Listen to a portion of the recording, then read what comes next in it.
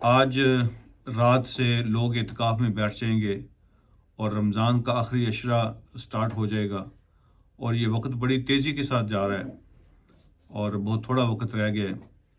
حضور علیہ الصلوۃ والسلام رمضان کے آخری عشرے میں اس کی اہمیت یہ ہے کہ نبی علیہ الصلوۃ والسلام حدیث میں آتا ہے کہ جتنا آپ آخری عشرے میں محنت کرتے تھے اتنی آپ کسی اور دن میں محنت نہیں کرتے تھے۔ یجتہد فی عشر الاواخر میں فی رمضان ما لا یجتہد فی غیرہ، جتنا کوشش اور محنت حضور علیہ الصلوۃ والسلام رمضان کے آخری 10 دنوں میں کرتے تھے، اتنی محنت آپ کسی اور دن میں نہیں کرتے تھے۔ تو یہ جاتے ہوئے لمحات ہیں رمضان کے، اس کی برکتوں سے محنتوں سے فائدہ اٹھائیں۔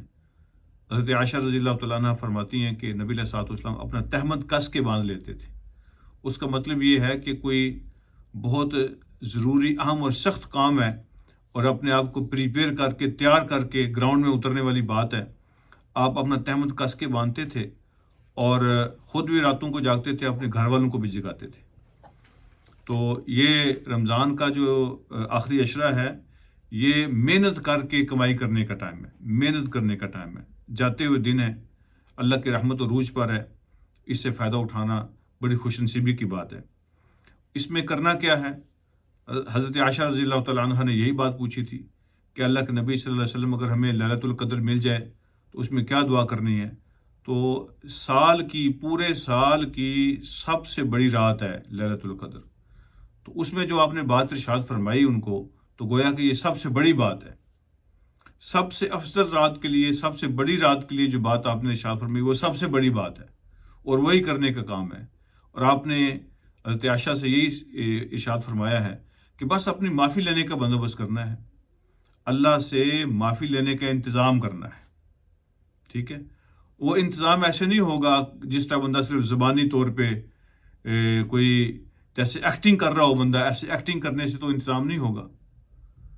تو اگر بندہ کہ اللہ مجھے معاف کر دے، اللہ مجھے معاف کر دے، اللہ مجھے معاف کر دے، تو ایسے صرف زبانی باتیں کرنے سے یہ معافی نہیں ہوگی، بلکہ اس کا انتظام کرنا ہوگا۔ اور اس کا انتظام کیسے کیا جا سکتا ہے؟ جو اللہ رب العالمین سے متعلقہ ہمارے چیزیں ہیں تو اس سے معافی مانگیں، اور جو انسانوں سے ریلیٹڈ کوئی چیزیں ہیں جو ہمارے ایشوز ہیں تو پہلے انسانوں سے، رشتہ داروں سے، روز پڑوس سے معاملات اپنے کلیئر کریں، ان سے معافی مانگیں، اس کے بعد اللہ رب العالمین سے معافی مانگیں۔ اور پھر معافی کے انتظام کے اندر یہ بات بھی شامل ہے کہ اپنے اندر کو صاف کریں، اپنے اندر کو، اپنے تھاٹس کو، اپنے فیلنگ کو، اپنے دل اور دماغ کو صاف کریں، اور اس کے بعد اللہ رب العالمین سے معافی مانگیں۔ وہ اپنے جو ہے نا وہ بات سنی ہوئی ہے، آپ پتہ نہیں حقیقت ہے یہ جوک ہے، تو وہ اپنے بات سنی ہوئی ہے کہ کسی گاؤں کے کنویں میں کتا گر گیا تھا اور مر گیا تھا، تو گاؤں والے دوسرے گاؤں میں گئے امام صاحب سے مسئلہ پوچھنے کے لیے کہ ہمارے کنویں میں کتا گر گیا ہے تو اب اس کو پاک کیسے کرنا ہے؟ تو امام صاحب نے فرمایا کہ سارا پانی باہر نکال دو تو کنواں پاک ہو جائے گا۔ اور وہ واپس آئے، سارا پانی باہر نکال دیا، اور پھر اگلے دن پھر وہ بدبو آ رہی تھی پانی سے، اور تو انہوں نے کہا کہ ابھی تک ہمارے کنویں سے بدبو آ رہی ہے، وہ پاک نہیں ہوا۔ تو امام صاحب نے پوچھا کتا بھی نکالا تھا کہ نہیں نکالا تھا؟ انہوں نے کہا نہیں جی، ہم نے کتا تو نہیں نکالا تھا۔ تو کیسے پاک ہوگا کنواں؟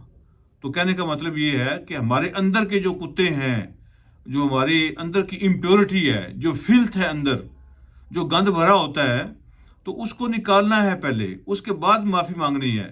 تو معافی کے انتظام کے اندر یہ باتیں شامل ہیں کہ اللہ رب العالمین سے معافی مانگنی ہے تو پہلے اپنے اندر کی صفائی کرو، purify yourself from inside.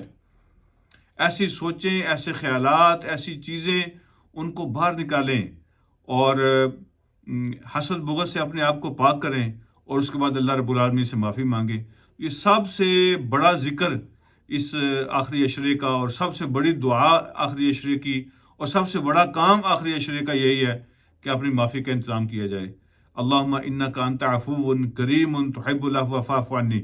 تو یہی دعا نبی علیہ الصلوۃ والسلام سے، اے اللہ آپ معاف کرنے والے ہیں، آپ بہت مہربانی فرمانے والے ہیں، اور آپ گناہوں کو معاف کرتے ہیں، میرے گناہوں کو معاف کر دے، میں آپ سے معافی مانگتا ہوں۔